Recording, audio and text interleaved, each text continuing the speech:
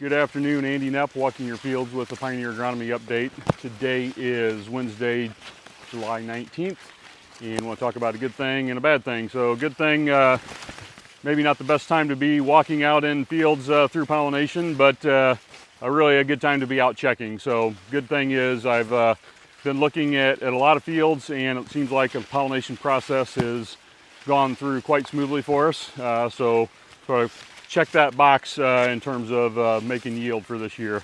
That's a good thing. Bad thing, have received several calls, looked at a lot of fields over a fairly broad area where we've seen some abnormal ear formation, and wanted to talk a little bit about that, what we're seeing, and maybe a little bit of a wonky in-depth explanation of potentially why that's going on. So the first thing is just to talk a little bit about what we're seeing. We are definitely seeing some really strange ears.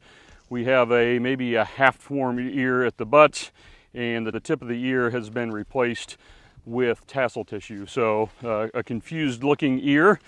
I do want to say it is not in a Pioneer hybrid that I've seen yet. It is a couple different brands that we've identified. And I say that again, not to say anything bad about it. Maybe we just haven't seen it in our products. So why is it going on? If you're interested in a biology lesson, hang on. If you're not interested in a biology lesson, you go ahead and skip to the end. Okay, quick biology lesson. We know corn is a dioecious and imperfect flowered plant. That means it has both male and female on the same plant, but they're separate from one another.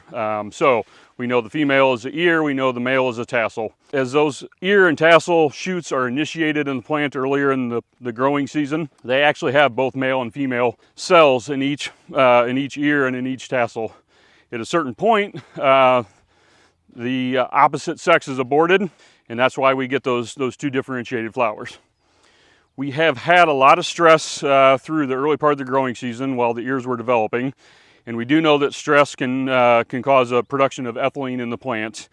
And one of the things that I've learned here as I've tried to research and understand what's going on here is that ethylene actually does impact how that sexual determination is made in those tissues. So I think from my perspective, it's sort of easy to draw a little bit of a line of as that ear shoot was developing, it was growing in length, and the stress began to compound. Ethylene production was increased in the corn plant, and that ethylene caused that ear to convert its development to male. So we get these sort of hybrid ears, half male and half female.